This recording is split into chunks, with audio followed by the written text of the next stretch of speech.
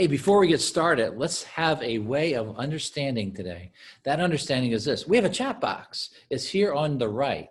All you got to do is push down there and you hit chat. You can talk to us. We're going to welcome you to the talk today. We want you to basically ask questions there. One of our team of advisors will be there sharing with you. We can answer questions. We can chat a little bit. We do welcome you to our classroom session, and we're going to get started here in 1 second.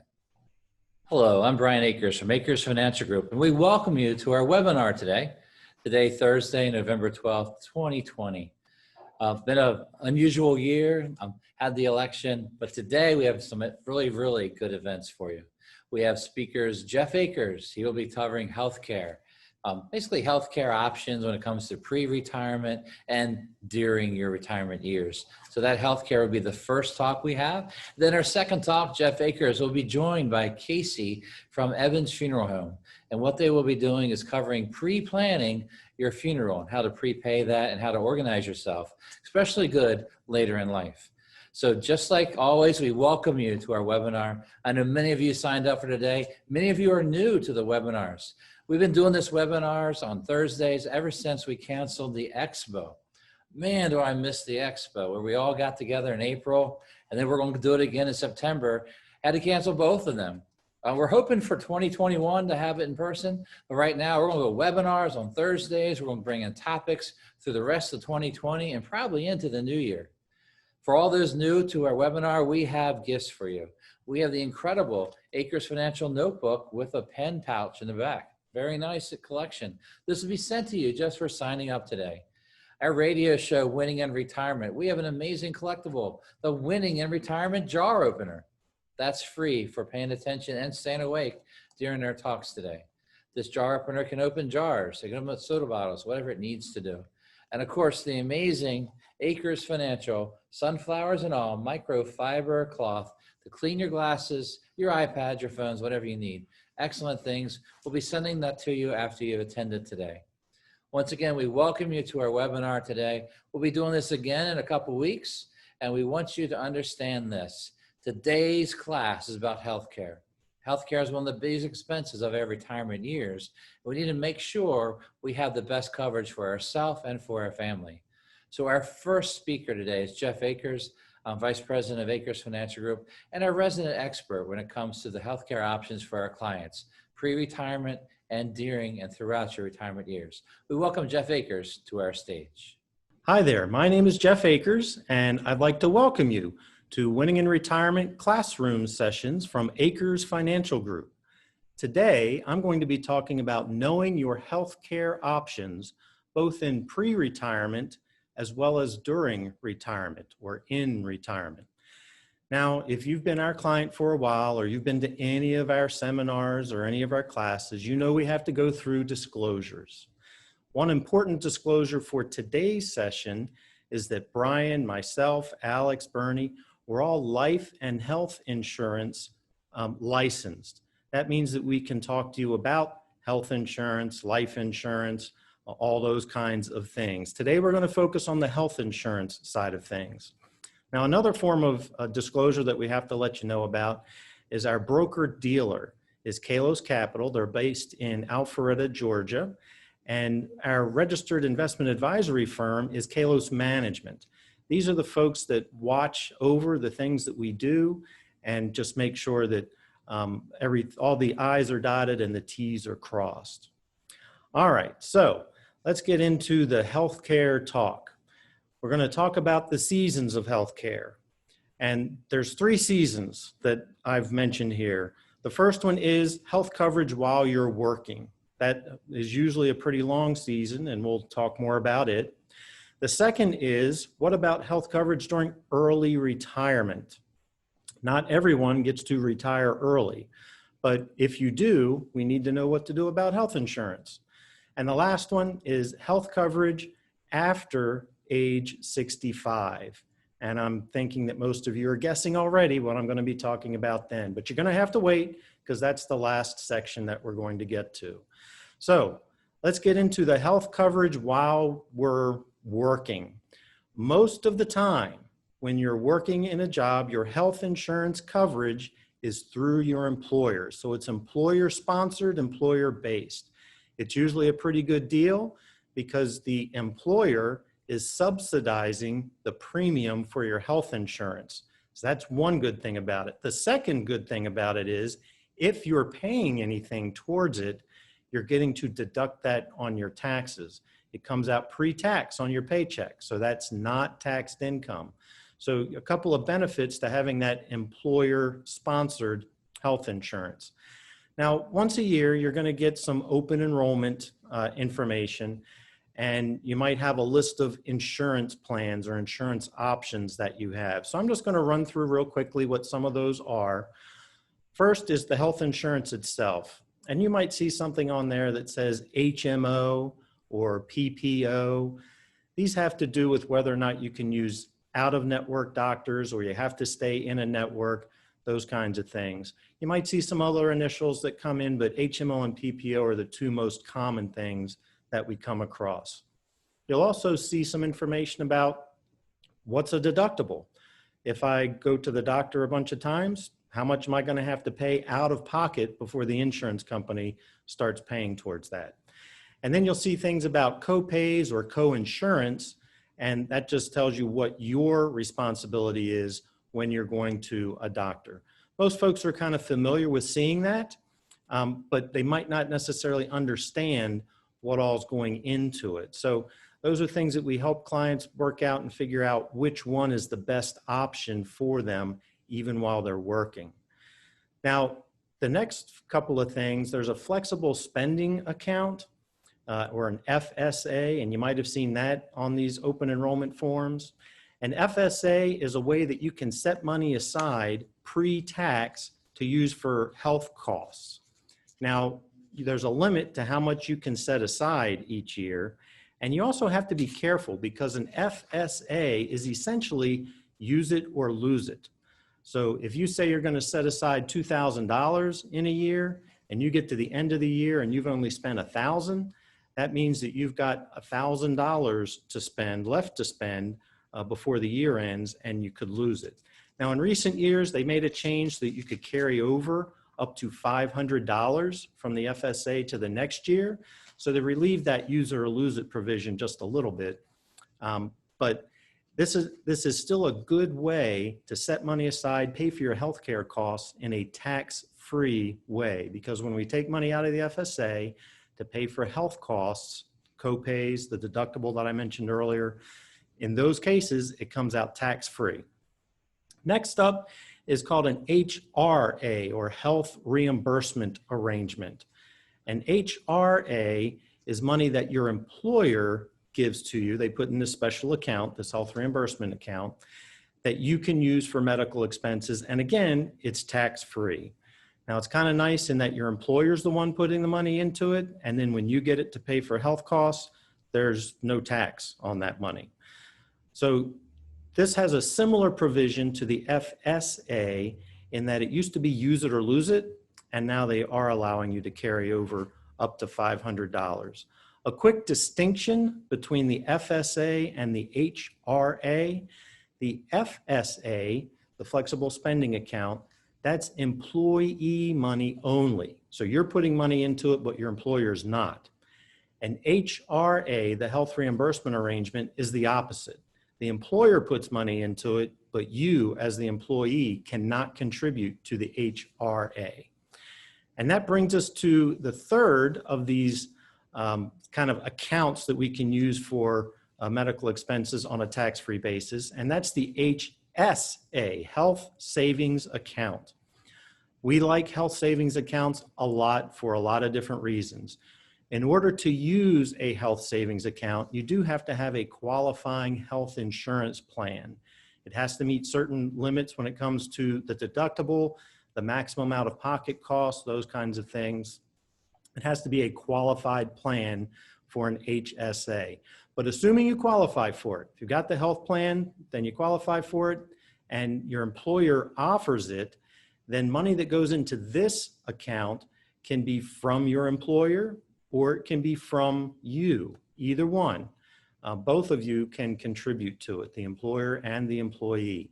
There is a cap to how much you can contribute. And that cap goes up a little bit every year. And when you reach the age of 55, there is a catch-up contribution of $1,000 that you can put into that HSA. The money that you put into it is pre-tax. That means that you didn't pay tax on the money going in.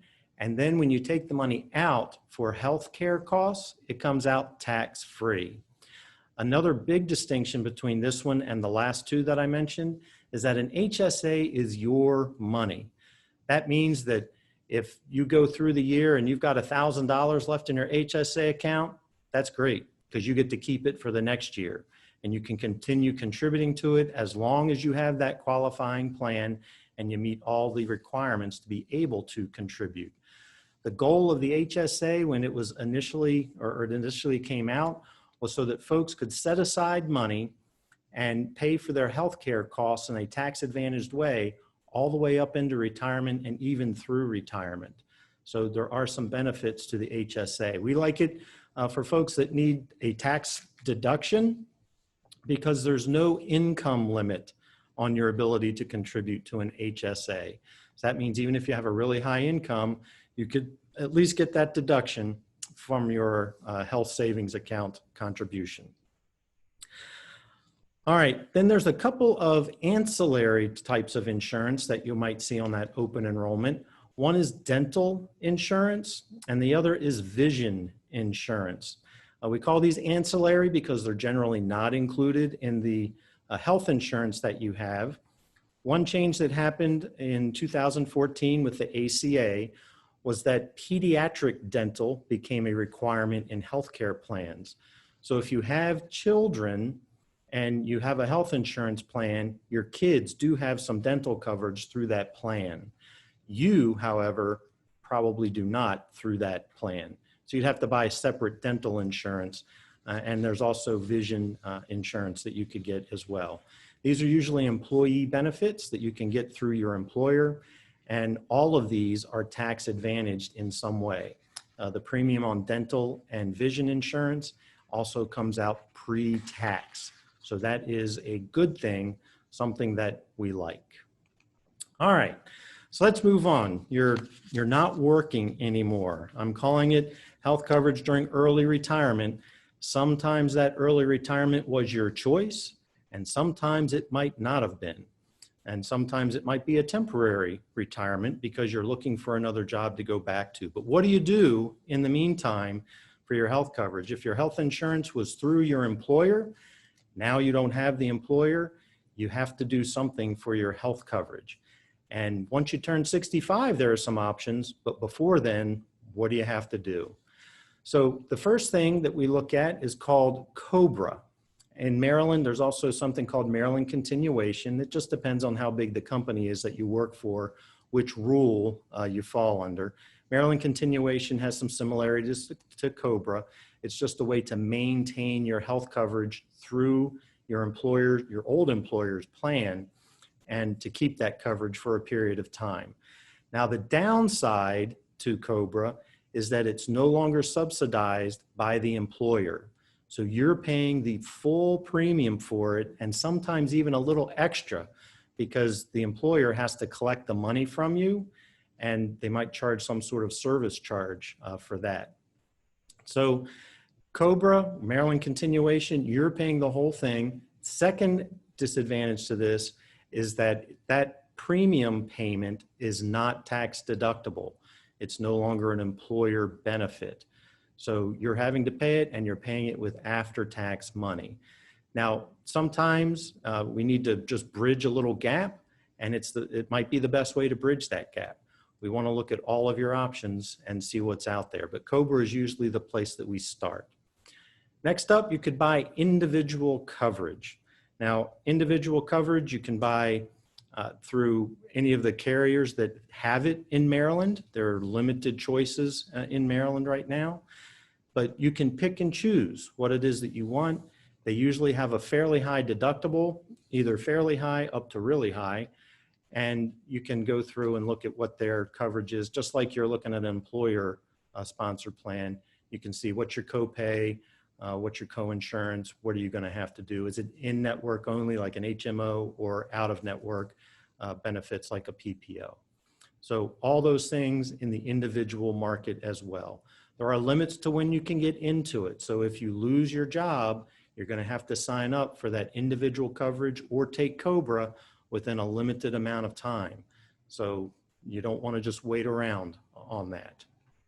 Next up, you might look at the bill for the individual coverage and say, well, that's too much. And so you might go to the Maryland Health Connection. The Maryland Health Connection is another way to get individual coverage, but you may get a subsidy, a tax subsidy from the federal government. And it's going to depend on your income. You'll have to put in your income as you apply, what you anticipate your income to be for that year. And they'll tell you, here's how much of a subsidy we think you'll get. So here's the health insurance plan, here's the premium, here's the subsidy, here's how much you will have to pay. And that could be quite a bit lower than the real premium for the policy. Now, one thing to be on the lookout for, or to be aware of anyway, is you are guessing what your income will be for the year. If you guess wrong, next year when you file your taxes, they're going to true that up. So they're going to say, well, you really earned this much, so you didn't deserve that much of a subsidy. So we're going to make you pay that part back. However much over they subsidized you, you'll have to pay back in taxes. So that can be a trick. You just need to pay attention to what's going on and be prepared when tax time does roll around. Now we're getting into things that are not ACA compliant. So one thing is called short-term insurance or short-term health coverage. Let's say that you've lost a job and you're going to be out of work for a couple of months, and then you plan on finding another job and getting insurance through that. Well, you can get short-term health coverage. It covers kind of the catastrophic things, and the short-term says it all. It's for a period of months. Now, they're not designed to cover a whole lot of things, but they are designed to just cover the catastrophic kinds of things that might come up. So when the tax law changed and they eliminated the penalty for not having qualified health coverage through the ACA, short-term coverage became more popular again because it's much less expensive and there's not a penalty for having it. So that's why short-term coverage can be an option, particularly for folks that are young and they just need to bridge a short gap. Sometimes you might be, you're 26 years old. Guess what? You can't be on your parents' health insurance anymore. And so you need something, and you've got a job lined up, but it's not going to start for another month or two. Well, you can do something like short-term insurance to bridge that gap to get there. And then finally, you could just go without coverage. There's no penalty, so what's the big deal? I'll just go without coverage. Well, I'm going to tell you that that's a bad idea. Just this year, just think about coronavirus. If you got sick, you might have to be hospitalized or something like that, and you don't have insurance, you're paying the whole thing. And depending on what's going around, it doesn't matter how old you are. It's not just the elderly that have been hospitalized with coronavirus. So we want to make sure that we have protections in place, things that will pay the bills, because it's going to be very expensive if you end up hospitalized. If you haven't seen a hospital bill for someone who's been in the hospital for a little while, if you've got a relative, just ask if you can look. You'll see some big numbers with some commas in between. So it's a good idea to have health insurance and not go without coverage. All right, so now what you've all been waiting for. You turn 65. Now you qualify for Medicare. So this is a shot of your Medicare card, or an example of a Medicare card. They did make a change a few years ago. They used to put your Social Security number on it, and they said, well, that's a little dangerous with identity theft. So they've changed that, and they've given you a new Medicare number that's on the card. This card shows you two parts of Medicare that this person has. There's Part A, which is hospitalization, and Part B, which is your outpatient medical, going to the doctors, that kind of thing. You might have heard of some other parts to Medicare, and we'll talk about those in a minute, but they're not going to show up on your Medicare card that comes from the federal government. It also shows the date that you enrolled in Medicare. What's the effective date is going to be on the Medicare card. Now, a couple of quick things to note on Medicare. One is if you turn 65 or you're older than 65 and you no longer have employer-sponsored health insurance through your employer or through your spouse's employer, then you are required to sign up for Medicare. It's not one of those things that you can say, I really don't want to do Medicare, I'll just skip it. If you skip it and then later on sign up for it, there is a penalty for every month that you waited to turn it on. And that penalty lasts for the rest of your life. So you might have missed it for a year and you're now only 66 and you get it, and that penalty is going to last the rest of your life. So we don't want to skip, we don't want to miss the deadlines or anything like that for Medicare. We want to get signed up for it on time. One important note is that if your spouse is still working and has health coverage through their employer, then you can be on that health coverage, and that's a waiver, an exception, a way that you can put off taking Medicare. All right, Medicare Part B, Part A, you can put those off as long as there's employer-sponsored coverage. If you're older than 65, when you sign up for Medicare, they're going to ask, did you have employer-sponsored coverage from the time you're 65 until you're signing up for Medicare? And you'll have to provide proof. The insurance company that has the coverage or the employer that had the coverage will send a letter that says, yes, they were covered from age 65 to this date. And then that penalty that I talked about before is waived. So Medicare is it's something that you don't want to wait around on. When the time comes, you want to go ahead and get it done. So we're going to talk a little bit more in detail about Medicare. We're going to talk about the parts of Medicare. I showed you on the card, there was Part A and Part B on the card, but you might have also heard of Part D, which is the prescription coverage. And then when you think, okay, A, B, D, what happened to C? Well, that's a special thing. And as you see the slide right now, we're talking about two different options. Option one is original Medicare. So it's government health insurance, Medicare Part A and Part B. Hospital and going to the doctor is covered in those two. Then there's a secondary or a supplemental insurance that you can purchase, not through the government, that subsidizes or fills in the gaps. Sometimes you've heard them called Medigap policies. Medigap policies just fill in the gaps of traditional Medicare A and B. Hospitalization might have a deductible, and the Medigap policy might cover that deductible for you. There might be co-insurance like 80/20 or something on Medicare, and so the Medigap policy will cover that copay for you. And then down below there, you'll see prescription coverage. That's Part D, the drug coverage. Part D, like Part B, if you don't sign up when you're eligible to sign up and then later on take it, there's a penalty, and the penalty lasts for the rest of your life. So you don't want to miss Part D either. Part D is issued by an individual insurance company similar to the supplement or the Medigap policies. And there are actually tools out there where you can say, here are the prescriptions I take, here are the dosages, here's the pharmacy I like, and it'll look at the plans. There are tools out there that will look at the plans and say, here's the best deal for this year. Your Part D plan, you can switch at open enrollment time, which is from October 15th to December 7th each year. And whatever you change during that time frame takes effect January 1st of the next year. So once you sign up for Part D, the prescription coverage, you can make a change down the road to it. So don't feel like you're locked into that one. On the Medicare supplement, there's a little less flexibility with that. Sometimes you might be medically underwritten if you try to change in future years. So that's option one, that's traditional Medicare. Now if we go over to option two, this is where Part C comes in. Part C is Medicare Advantage. This is issued by a private company, so it's not the government insurance, but it does have to meet certain criteria in order to qualify as a Medicare Advantage plan.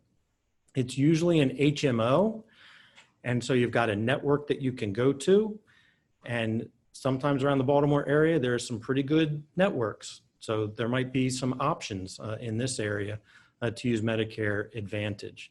It's usually less expensive than when we add up all the costs that we have for traditional Medicare.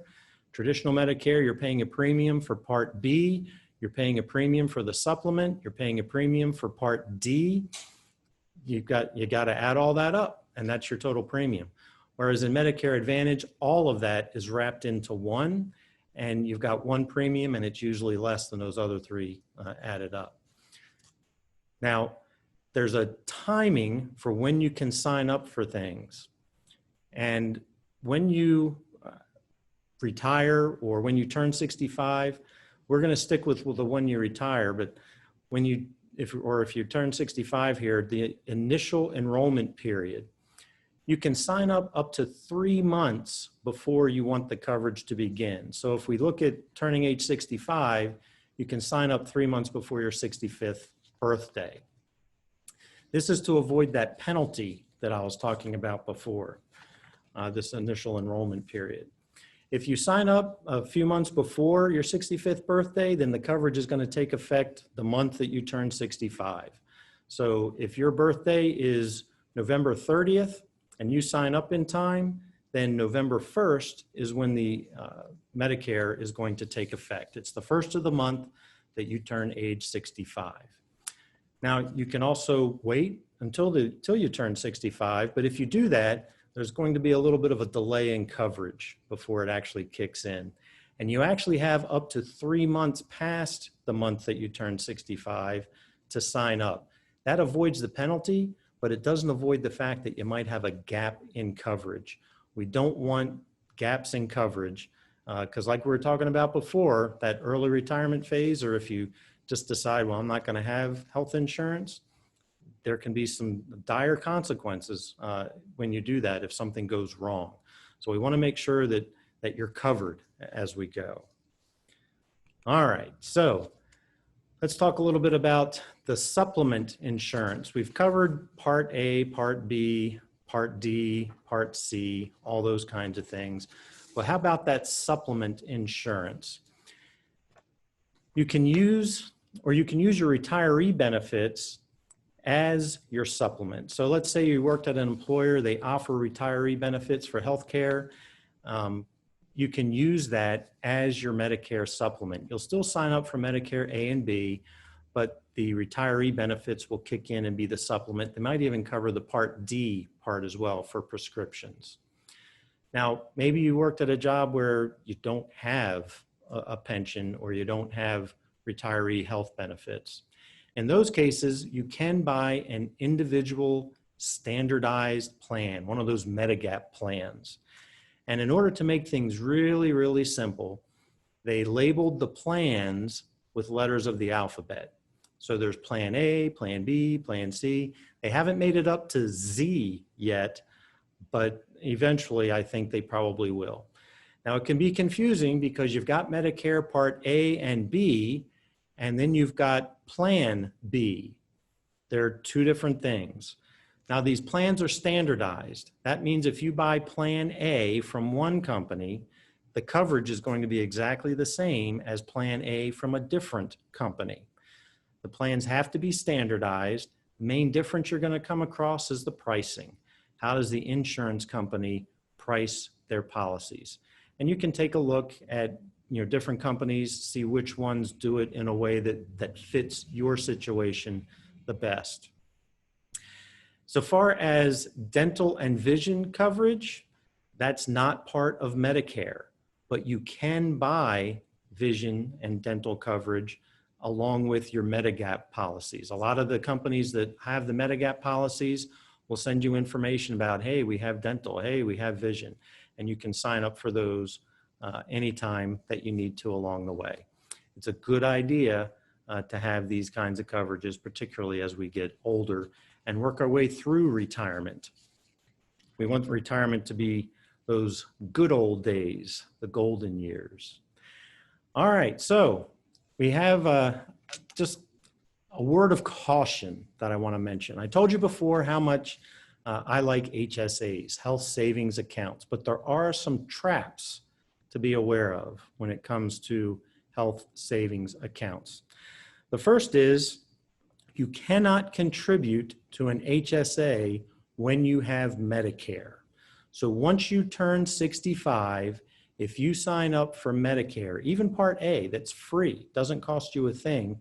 And at that point, if you already have health insurance coverage through your employer or something, if you're still working, doesn't matter. You still cannot contribute to an HSA. So your ability to contribute goes away as soon as you have Medicare. That seems easy enough to understand. Next up, when you sign up for Social Security, you automatically have Medicare Part A once you reach age 65. If you took Social Security before age 65, when you turn 65, they're going to send you your Medicare card, and they're going to tell you that you've signed up for A and B. Now, for Part B, because there's a premium, you can write back and say, I don't want Part B, and they'll take that one off. But Part A is not optional. If you've got Social Security and you're 65, then you've got Medicare Part A. If you're after 65 and you sign up for Social Security, you're automatically enrolled in Medicare Part A as well, and probably Part B, but again, you can waive the Part B because of the fact there's a premium. All right, so you can't have an HSA if you have Medicare. So now I'm saying if you have Social Security and you're after age 65, you automatically have Medicare. So you can't have an HSA in that situation. Finally, let's say you're working and you put off taking Social Security and Medicare past age 65. You haven't signed up for either one, and that's perfectly fine. Eventually, you want to sign up for Social Security. You want to get that benefit. When you turn 70, the amount of increase that Social Security gives you stops. So it doesn't make sense to wait past age 70 for Social Security. But if you're still working and you take Social Security at age 70, they automatically enroll you in Medicare, and they backdate the Medicare 6 months. So that means 6 months before you did anything, you cannot have an HSA, okay? These things get kind of tricky. We come across it in planning. There are a lot of things to be on the lookout for. And so we want you to be informed. We want you to know what's out there. There are some great benefits, but there are ways that we need to plan in order to take advantage of those benefits. So that takes care of our healthcare talk for today.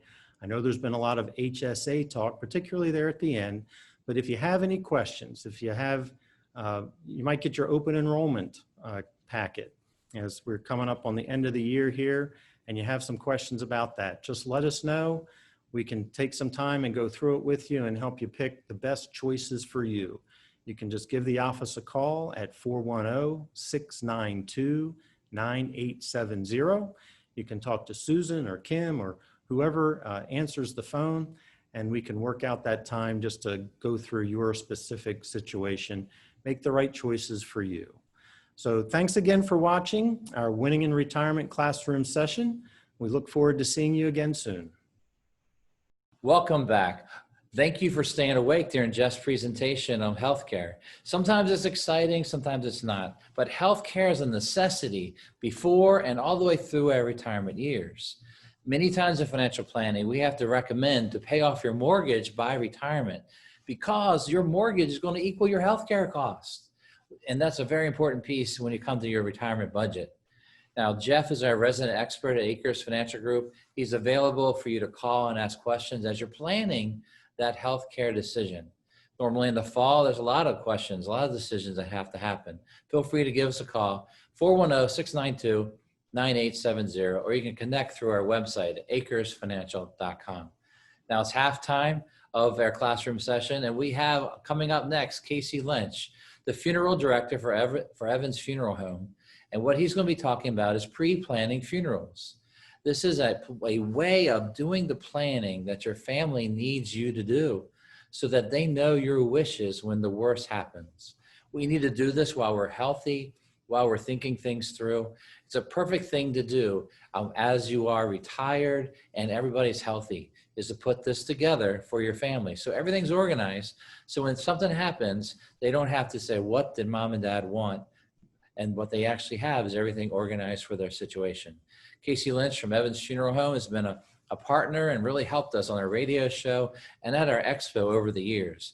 We welcome him to our classroom session stage. Thanks, Brian. Like he said, I'm Jeff Akers, and I'm here with Casey Lynch from Evans Funeral Chapel, and we're going to talk a little bit about funeral pre-planning and why that can be important for you. So, Casey, thank you very much for being here. We appreciate it. Thank you for having me. So to start off, Casey has some trivia questions. So he's going to do his best to embarrass me by me not knowing the answers to these trivia questions. So, Casey, let's go ahead and get going. Let's see what you got for me. Sounds good. Good luck. They are a little bit tricky, but it's a good lighthearted way for us to start. So, the first question that we have is, who holds the record for the world's most expensive funeral? And we'll make it easy. It's multiple choice for you. Okay. There's 4 options. Is it A, Michael Jackson, B, Elvis, C, Princess Diana, or D, JFK? You know, you named Elvis by his first name only. You didn't even throw in Presley, which would make me think he might be it. But He's still living. I'm Elvis. Oh, okay. We're not going there. But I'm going to go with JFK because I figure he was backed by the full faith and credit of the United States government. So John F. Kennedy is my final answer. Final answer. So the correct answer is actually C, Princess Diana. So it is estimated that her funeral cost $16.2 million when it's adjusted for inflation. And as you can imagine, there was quite a large detail involved with planning of her tragic and unexpected funeral services. Oh, wow. It's also said that the Queen, after this unexpected death, had mentioned to the royal family that anyone who did not have some sort of plan in place was at risk of being written out of the will. So she was very serious about this. So she wanted to make sure things were planned for going forward. Exactly. All right, so you got me on the first one. What is the second question you have for me? Number 2, what celebrities' funeral tickets were scalped for more than $10,000? Is it A, Michael Jackson, B, Elvis Presley, C, Prince, or D, John Lennon? All musicians. So Elvis was in the last one, but he was incorrect. Let's see, scalp for $10,000. Actually, I am going to go with Elvis for that one. I believe that his funeral, there would have been a scalping of tickets for that one. It's a good guess. The correct answer is actually Michael Jackson. So Michael Jackson's funeral services were held at the Staples Center in Los Angeles, and over 17,000 people were in attendance. But I believe it was something like over 100 million people, or some absurd amount, actually went online and within 24 hours applied to get the tickets. So you often see tickets to a funeral scalped, but in this case, supply and demand, I guess. It was attended by a lot of celebrities, of course, and it was the largest security detail undertaken since the 1984 Summer Olympics by the city of Los Angeles. Wow. So a lot of planning went into that as well. Yeah, for Michael Jackson, it almost seems like $10,000 is a little low, but okay. Yeah. All right, so next up. Next question, who owns the cemetery plot next to Marilyn Monroe? And is that A, Joe DiMaggio, B, Madonna, C, Hugh Hefner, or D, JFK? All right, so Marilyn Monroe, I believe, had a thing going with Joe DiMaggio, so I am going to go with Joe DiMaggio for that one. That is the most popular guess that we get, and unfortunately not the correct answer. So the correct answer is actually Hugh Hefner. So Hugh Hefner in 1992 paid $75,000 for a mausoleum space at a cemetery in Los Angeles in order to assure that he was next to Marilyn Monroe. Wow, Hugh Hefner. Who knew that? Did you guys know that? I didn't know that one. All right, so we've got one more question for me. And our final question is a little bit more serious.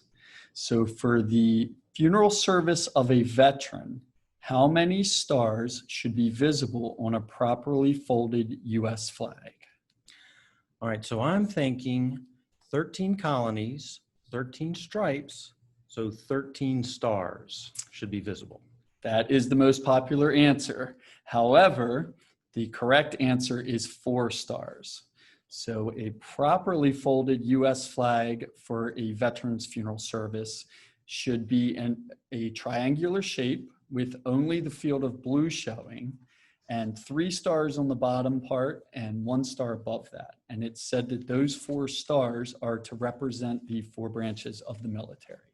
Oh, okay, 4 branches of the military. So I was pretty good at guessing the most popular answers. They were just wrong. Correct. So now that you have schooled me on some trivia, what are we going to be covering today? What are we talking about? Okay, very good. So a couple of topics that we will cover today. First off, I'll take a moment and just introduce our funeral home and tell you a little bit about us, and then tell you what my main role is at the funeral home. After that, we'll talk about some documentation that we get to give to the families that we serve called the Final Wishes Organizer, which is a helpful tool for those people who are looking to pre-plan for funeral services. Mm-hmm. After that, we'll touch on the common reasons why people plan ahead for their funerals. We'll then talk about something called the acute loss period, which is something that we all experience at the time that we lose a loved one. We'll then transition and talk about funding your funerals and what to look for when doing so, and then wrapping up with how to customize your funeral plans. Okay, very good. So if you would then tell us just a little bit about yourself, about Evans Funeral Chapel, all of that. Very good. So again, my name is Casey Lynch, and I'm a funeral director with Evans Funeral Chapel. We have 3 locations in Baltimore and Harford counties, and we serve the surrounding counties as well. We're a family-owned funeral home, and we've been around for over 150 years. So we have locations in Baltimore County in the Parkville area and another in the Moncton-Hereford area. And in Harford County, we are located in Forest Hill. And in addition to our 3 funeral homes, we actually own and operate a crematory, which is located right within the Forest Hill Funeral Home. Okay, so the Forest Hill branch, if you will, is very close to our Forest Hill office. It's not very far away at all. And you mentioned that Evans has been around for 150 years. Well, Casey hasn't been around for 150 years, but the funeral home has. So as we go through this process, we've got 75 things that we're covering in 36 hours. What's that about? So what that is that's one of the things that as a funeral director, we often have to deal with when meeting with families when there is not a plan already in place. So unfortunately, once a death occurs, there are a lot of bits of information as well as decisions that need to be made. And we as funeral directors often have to impose time constraints on these families because we're often dealing with deadlines for things like newspapers, cemeteries, churches, and outside entities that go into funeral planning. So a lot of times these decisions can be made ahead of time to alleviate us having to put that strain on your survivors and your loved ones. Okay, so there can be a lot of things that have to be done right after someone passes away, And like Casey said, there's time constraints involved in that. So what is something that you guys do that helps to alleviate that kind of pressure for folks? Right. So we actually have a tool at the funeral home. We call it the Final Wishes Organizer. And what that is, it's just like a comprehensive kit that we go over with the families that we serve whenever it is that we sit down and begin pre-planning for funeral services. And in there, it sort of serves as a checklist to the families of the information that we would need to cover and the decisions that need to be made. So it gives us a chance to just walk through the things that we will need when pre-planning funeral services, such as the information that we gather about the person that the arrangements are being made for, if there's any pertinent records that pertain to military service, things of that nature. It also gives a chance to write down what your wishes are for your funeral service so that we can then kind of relay that to your family at the time that we're dealing once the death has occurred.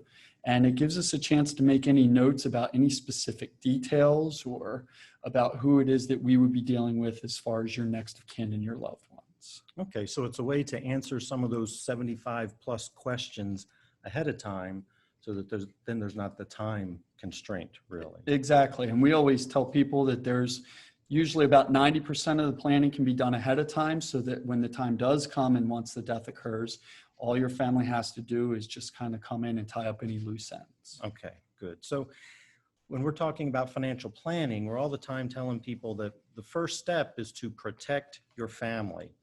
So how can pre-planning your funeral protect your family? So we get a lot of different reasons why people come to us in order to pre-plan for their funerals. But there's some that we hear more often than others.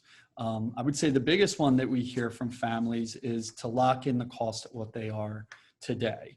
So with pre-funding your funeral, our costs at the funeral home go up every year, just like everywhere else in society, but you always have the option of paying for your funeral in advance.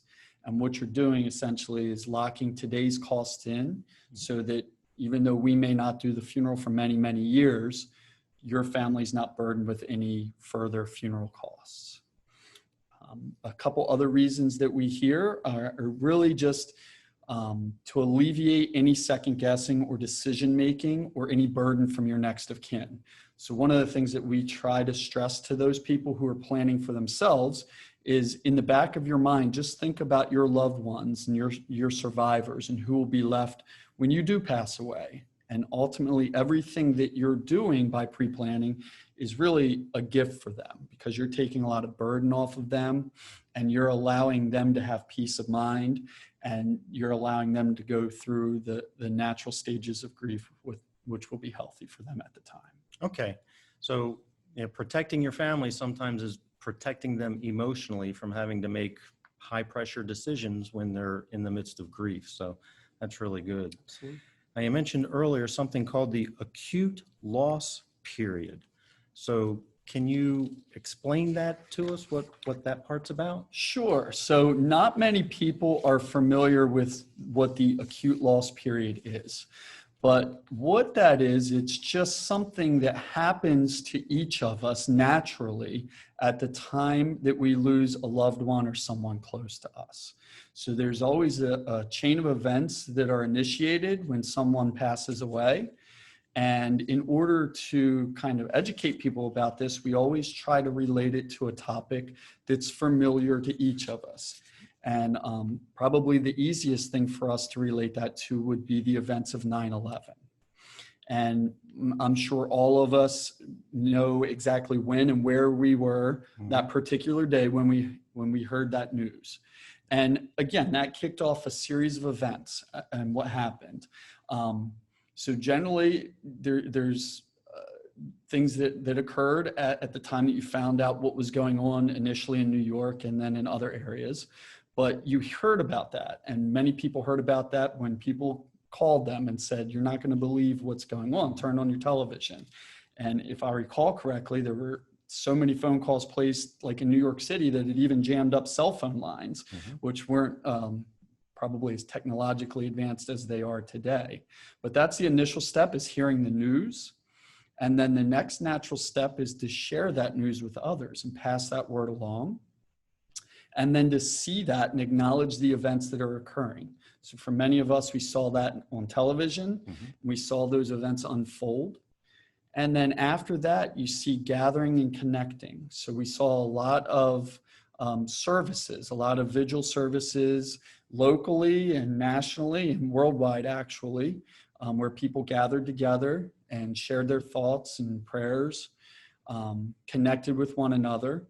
And then after that, we reflected on what had happened and on those events. And then lastly, and this goes on to this day, we celebrate the lives of the people who sacrificed that day. Okay. So that's a natural series of events that happens. Now, of course, that's on a large scale that we all experienced. But on a much smaller and much personal level, the same things occur when someone close to you passes away.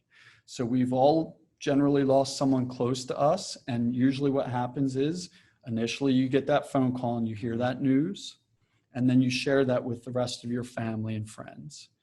And then the next step is to see and to acknowledge that that event has occurred by attending a funeral service or a visitation at a funeral home. And ultimately what you're doing there is you're gathering to support the family and connect with them in their time of need, or vice versa. Someone's doing that for you if you're the one experiencing the loss. And then lastly, you reflect on not only the life of the person and celebrate that person's life who's passed away, but you're also being a support network for the family. And those are all important things to reach out and to remember at a time of loss. Okay, so that's kind of the emotions that folks are going through as they go through this loss period, this time of grieving. They go through that process. So we're financial planners. So on the financial side of things, what are the advantages of prepaying for your funeral services? Yeah, there are definitely advantages to pre-funding your funeral. And one of the things that we always just try to stress to those families that we serve is there's no requirement to do that initially. But if nothing else, we always try to encourage people, even if you're not prepared to fund your funeral at this point, it's still a good idea to have a plan in place, just like you would for other major events in life. So that's the first step. But most of the families that we meet with do choose to take the next step and to fund their funeral.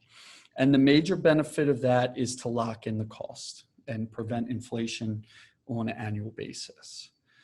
But with that, that usually brings up some other questions. People always ask, well, what happens to my money and is it safe? And your money is safe and secure. What we do is we place your money into a funeral insurance policy. And one of the big questions that we get asked when people are paying for their funeral is what happens if Evans goes out of business? And even though we've been here for 150 plus years, it's certainly a question I would ask if I was in that situation. And your money is safe and secure in that funeral policy. So if something were to happen to the funeral home, your money is held in that third party. Along those lines, it's also transferable in the event that you were to relocate. And in addition to that, you've got payment options. So one of the responsibilities that I have at the funeral home when meeting with people is to figure out what it is that you are looking for your funeral service and then give you different payment options. So some people choose to pay it in full, but there are choices to pay it over time. And with that option, because your money is being held in a funeral insurance policy, you may have some coverage available to you if the death occurs while you're paying on it.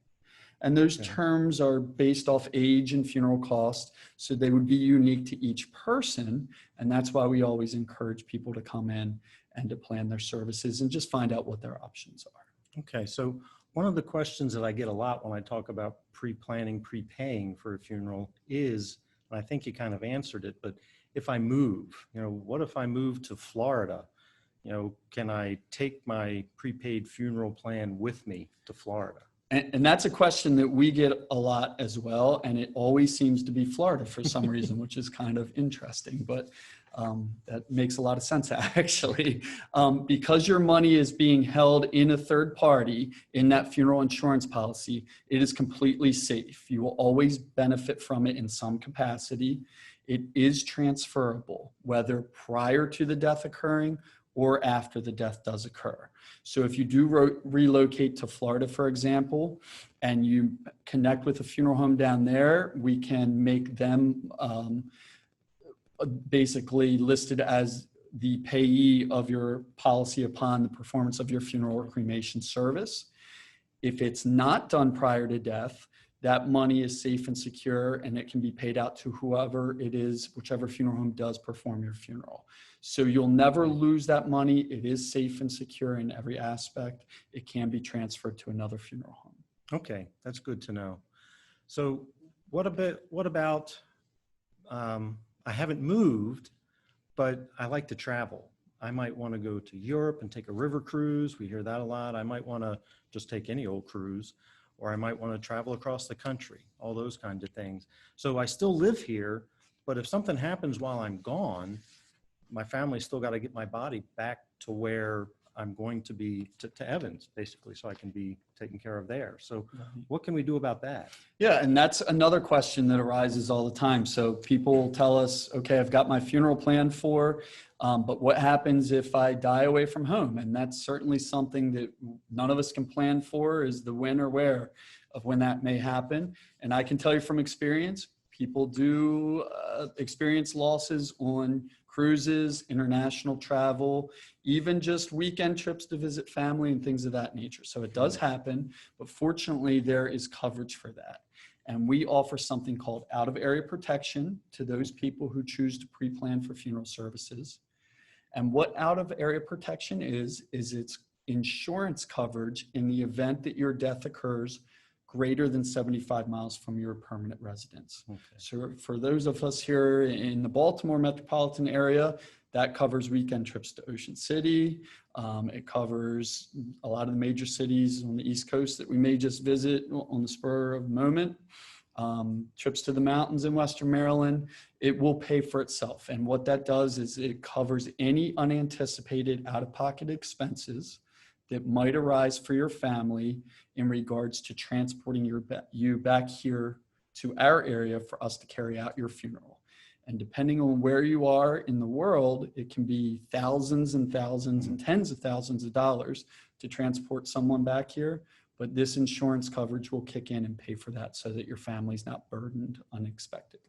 Okay, so is that coverage, that out-of-area protection, is that part of the prepaid funeral, or is it a separate piece? It's a separate policy, separate from your other pre-funded options. Okay. And it's something that we present to the family when we sit down with them in case they see a benefit in that, and then we can help them out and how to obtain that. It's very simple. All right, very good, thank you. So what are the next steps that we should be taking to pre-plan, prepay, get ready?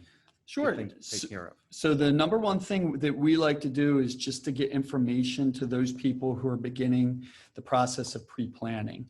And we found that final wishes organizer that we spoke about earlier is a very helpful tool for those people who are looking to pre-plan. And in that, it just shows you the kind of information that we would collect on our memorial guide, which will cover information about you that we need, as well as your preliminary plans of your desired funeral service. It also gives us a chance to customize your funeral and personalize it so that it's specifically what you want, and gives you a chance to do that with the best interest of your family in mind. And it gives us a chance to go over your funding options with you so that you can do what's best for you and your family. Okay, very good. So there's 4 steps there that you've given us to go through. The first one is to get that final wishes organizer. And so if you'd like to get that, you can just give us a call at the office. Our number is 410-692-9870. And you can talk to Susan or Kim or whoever it is that might answer the phone when you call. And we can get these from Casey and we'll get them out to you. All right, so just give us a call at the office. That's 410-692-9870. All right, well, thank you, Casey. That was a lot of good information about getting things lined up, protecting our family, and taking care of those funeral expenses down the road. So I want to thank Casey Lynch for being here with us from Evans Funeral Chapel to give us that information so that we can be prepared. We can plan ahead, and again, we can protect our family. That's what this is all about. So thank you for watching today, and we look forward to seeing you the next time. Welcome to the very end of our classroom session today. Casey and Jeff did a great job with that trivia questions. Hopefully you got one of them right, or two, or a couple of them right. It's interesting to know that information. Evans Funeral Home has been a partner with Akers Financial Group over the years with our radio show and with our expo. Hopefully you learn a lot of information about how to pre-plan the funeral and the funeral costs and how it all works together. We started off today with our healthcare options, pre-retirement and post-retirement by Jeff Akers. So there's a lot of information.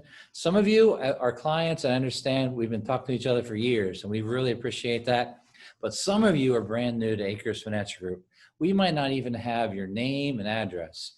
We'd recommend that you go to our webpage and click on the box there and send us some information about yourself, or you can chat with us down on the right-hand side and give us more information there. Once again, thank you very much for coming to our classroom session today. We want you to put on your calendar for a few weeks from now, December the 10th at 4 p.m., we're going to have our next talk, and that is going to be taxes in retirement. One speaker, and I'm sorry to say it, but it's me. Brian Akers will be giving our final classroom session of the year on taxes in retirement on Thursday, December 10th. Why is December 10th so important? Because that's probably this. Actually, it's the day I started dating my wife in 1983. So it's a pretty cool date in my head. So that's the first thing I think about December the 10th. So we look forward to seeing you on that day. Also, pay attention to all the emails we send on Wednesdays. On that Wednesday email, we tell you a lot of information about what's going on. We wish you the very best with Thanksgiving and all the holidays coming up. Thank you once again for everything, and have a good day.